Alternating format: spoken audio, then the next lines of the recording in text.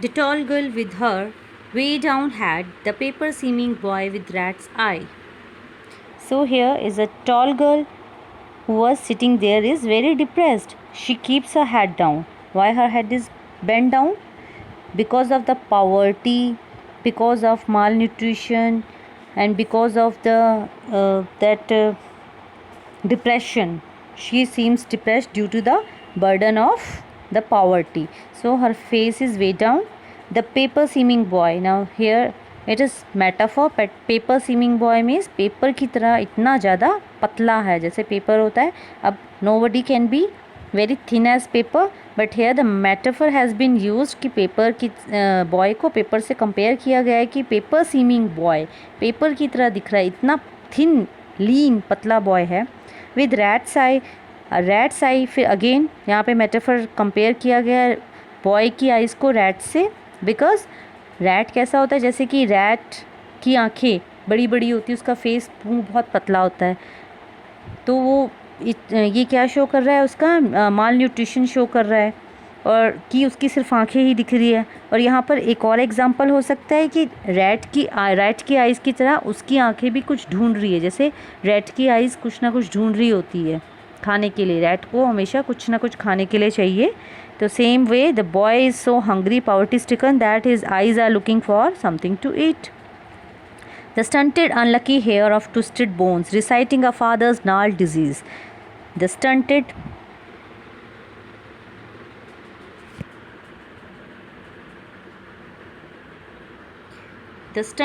unlucky hair of twisted bone, reciting a father's gnarled disease. Now again, here stunted means undeveloped, not fully grown.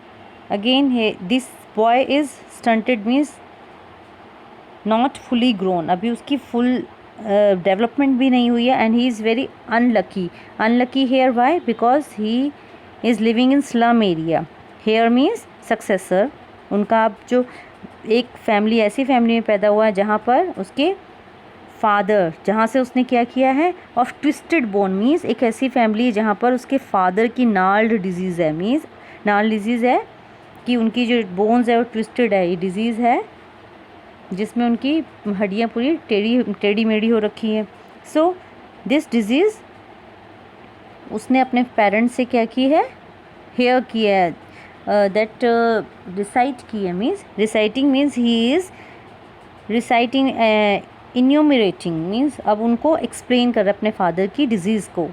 Okay, so his lesson from his desk and he is reciting his lessons from his desk. He is sitting at the desk of a slum classroom at back of the dim class and sitting at the back of now this boy is sitting in the class and similarly there is one another boy a back of the dim class. At the back of the dim class one unnoted sweet and young. Up here is another boy who is very sweet and young. He is unnoted, nobody notices him. This boy is sitting at the dim class, at the back of this slum class, dim class जहाँ पर ना proper lighting है ना ही ventilation है.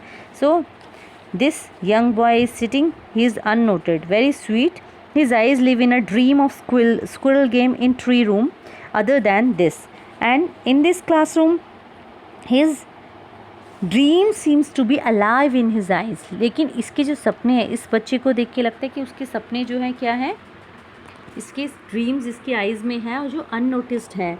और वो क्या dream कर रहा है, outdoor games outside his dull and drab classroom. बाहर की दुनिया के सपने ले रहा है. मीन्स पॉजिटिविटी है उसके अंदर, ऑप्टिमिस्टिक है ये कि सपने देख रहा है और वो पॉजिटिव ड्रीम्स हैं. Okay, not like the other people, other students sitting in the class. He is different from them and he is thinking about the dreams. He dreams of squirrel playing game in the hollow of the tree. And as a squirrel play, so here he is sitting in very dark room and he wants to play squirrel game that is in tree room. Tree room means a separate room, you can say, like a squirrel is playing in a tree. कितना बड़ा tree होता है तो उसके अंदर खेलती है, whole बना के पूरे ट्री में वो इधर से उधर नाचती है. The same way he want to do this other than this. So other than this means sitting in this dull classroom, he dreams of the other world.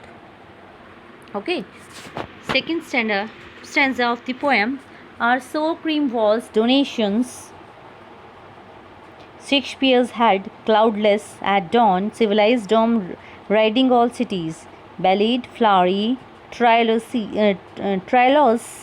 Valley. So he says that the poet Spencer, he says that on sour cream walls donations. अब sour cream जो होती है उसको sour क्यों कहा गया है?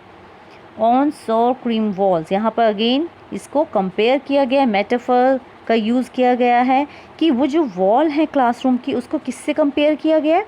sour cream जो मिल्क की क्रीम होती है, आपने देखा होगा जब थोड़े टाइम बाद उसको रखते हैं तो क्या हो जाता है, वो sour हो जाती है, खट्टी हो जाती है. सो sour क्रीम जैसे, और उसमें पीलापन भी आ जाता है. जो क्रीम वाइट कलर की होती है जब फ्रेश होती है एकदम प्योर वाइट होती है, but with the passage of time वो धीरे धीरे क्या हो जाती है, वो खट्टी हो जाती है और उसका कलर भी येलोइश हो जाता है. So the same here sour cream का यहाँ मीनिंग है अनप्लेजेंट. ओके, सो अनप्लेजेंट वॉल्स क्यों है? डोनेशंस जो यहाँ पर गिफ्ट्स जो थिंग्स दिए हुए हैं, तो ये सब क्लासरूम के बच्चों को कैसे लग रहे हैं? Shakespeare's head, cloudless at the dawn. अब ये सब चीज़ें क्लासरूम के अंदर है. शेक्सपियर की एक फ़ोटो है, उसमें शेक्सपियर का हेड बना हुआ है. Cloudless at dawn and at the dawn time, that is early morning before जो सनराइज़ होता है. तो वो जो क्लासरूम है, and civilised dome means institution of the civilised world, जैसे जो इंस्टीट्यूशंस होते हैं.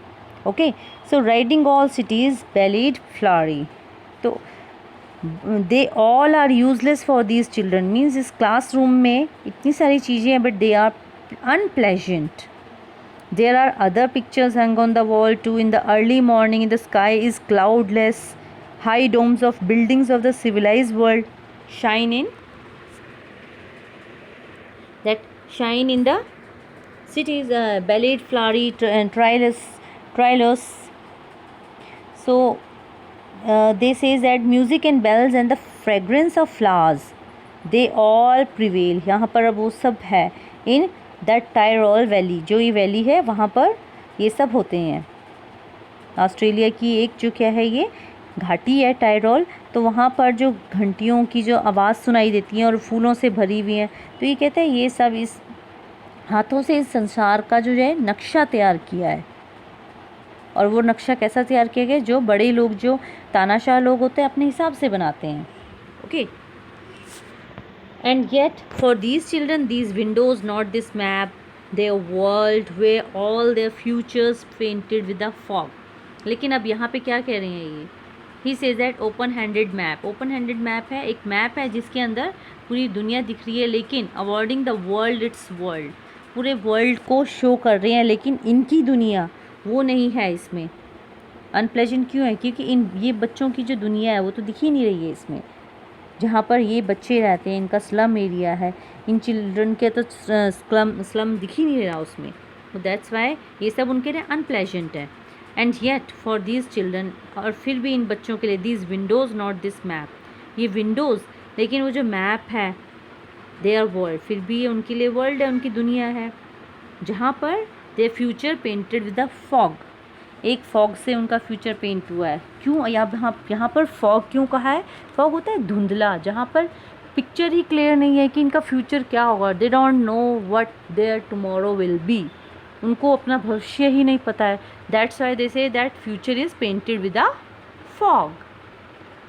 अ narrow street sealed in with a lead sky far, far from real escaped stars of words.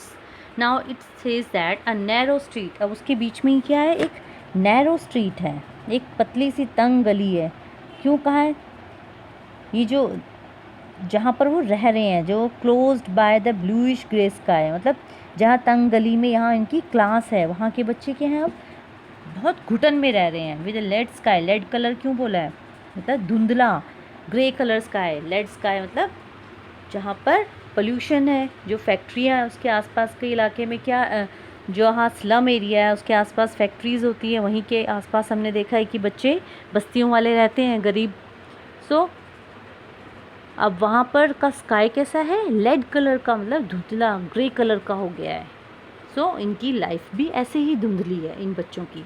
Far from again, so here far far repetition is used, जहाँ पर एक ही word को बार बार use किया जाता है, that is called repetition.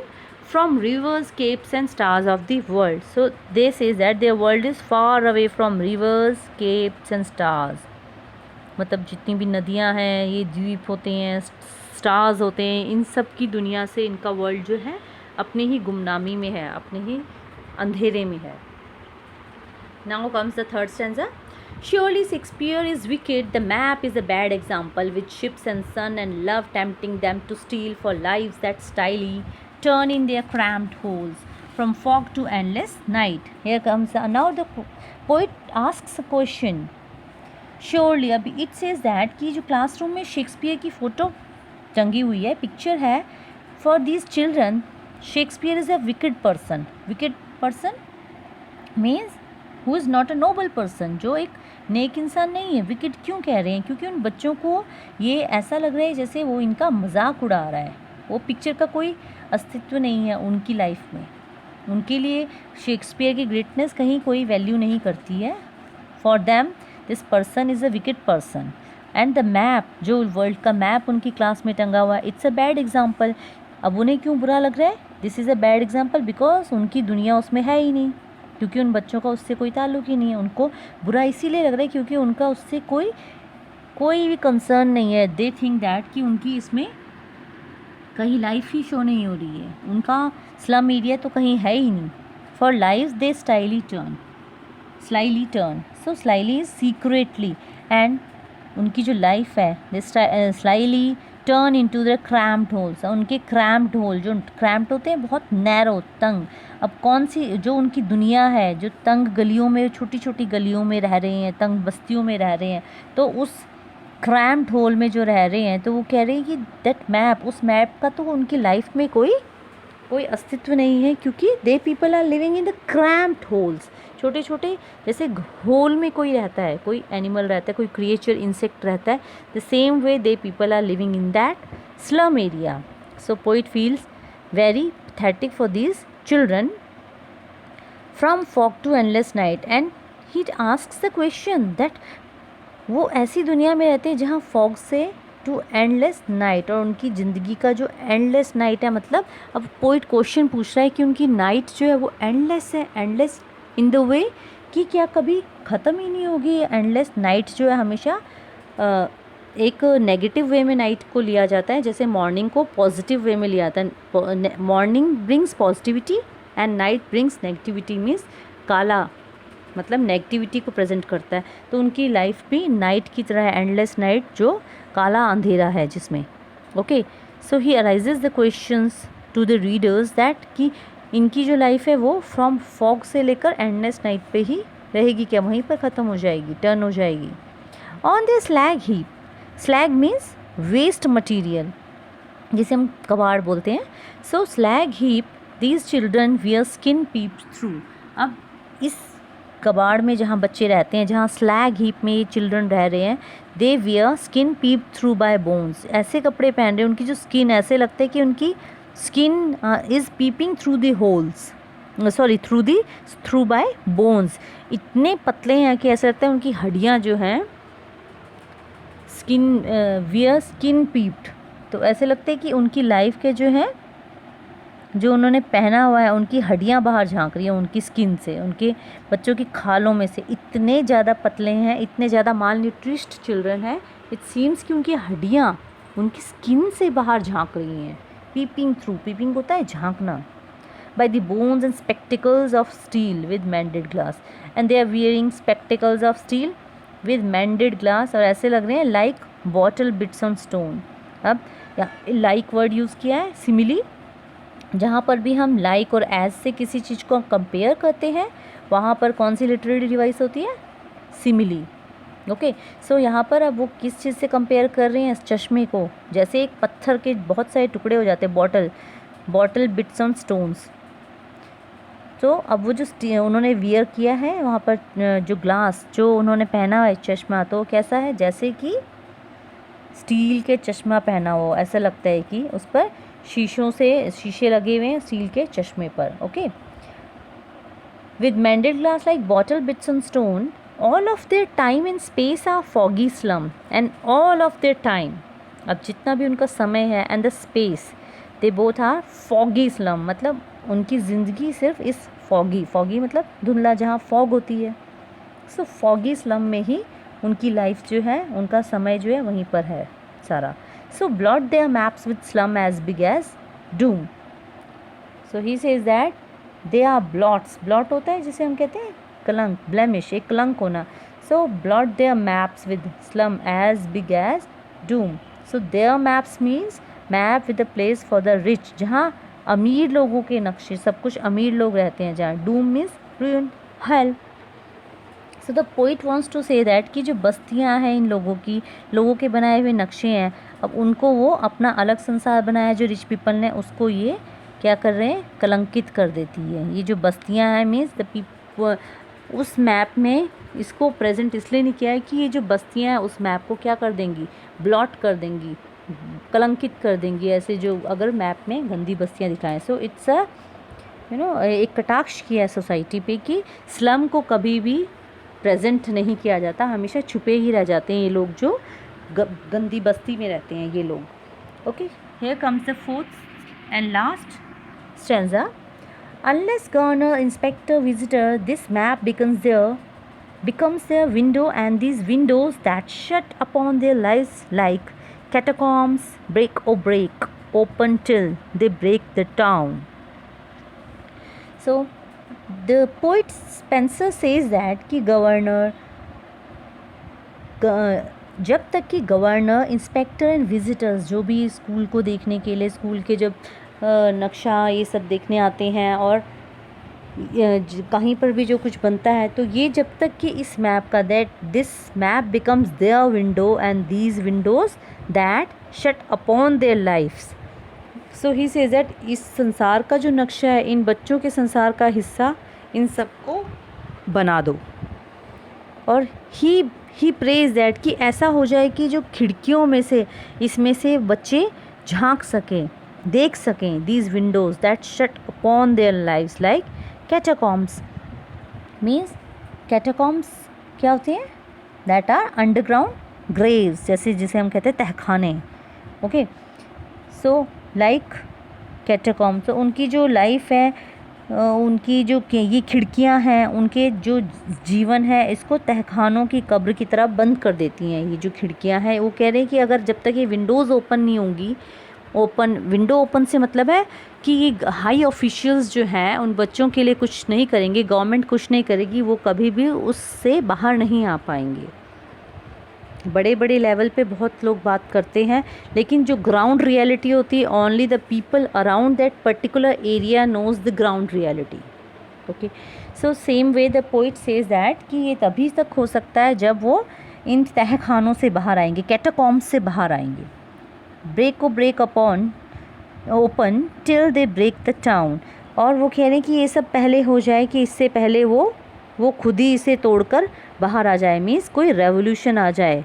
Break the town means कि इससे पहले कि बच्चे कोई रेवोल्यूशन क्रिएट कर दें, कोई बहुत बड़ा कुछ डिज़ास्टर हो जाए, रेवोल्यूशन क्रिएट हो जाए, तो हाई ऑफिशियल, गवर्नर, इंस्पेक्टर्स, इन सबको इस बारे में कुछ करना चाहिए. And show the children to green fields and make their world, and show them green fields again positivity. So अब वो कह रहे हैं कि अब उन्हें हरे भरे खेत, जो ग्रीन पॉजिटिविटी है वो दिखानी चाहिए. मेक देयर वर्ल्ड, और उनकी दुनिया को पॉजिटिव बनाना चाहिए. रन अज्योर अज्योर होता है एक sky blue colour. Okay, so he says that कि अब उनकी जो लाइफ है, उनका जो संसार है, उसे क्या करना है, नीली नीली समुद्री लहरों की तरह उनको क्या कर देना है, फ्लो करने, बना देना है. Okay, gold sand, run azure on gold sand and let their tongues run naked into books the white and green leaves open history theirs whose language is the sun.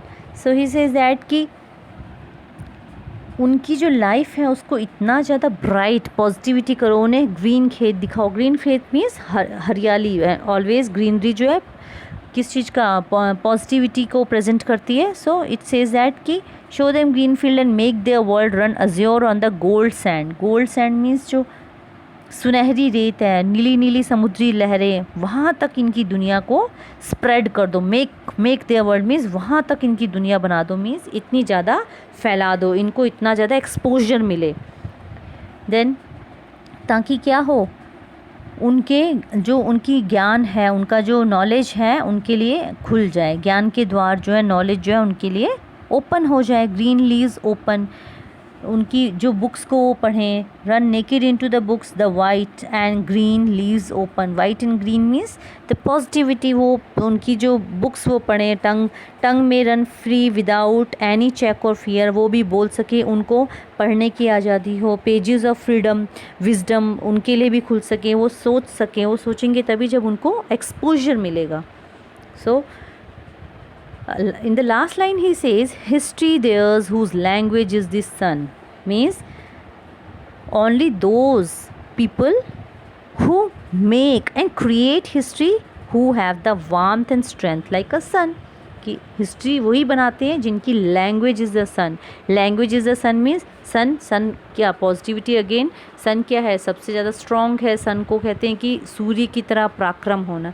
So the same way history वही बनाते हैं जिनके अंदर सन की तरह, जिनकी language में सन है। लैंग्वेज में सन का मतलब है कि जो जिनके अंदर सन की तरह वार्मथ है, गर्मी है, और सूरज की तरह ही स्ट्रेंथ है। So this is all in this poem, that how the slum people live, and what he wants to convey in this poem is that their poverty should be ended, and he wishes them to live in healthier, hygienic and beautiful environment so that they can expose themselves.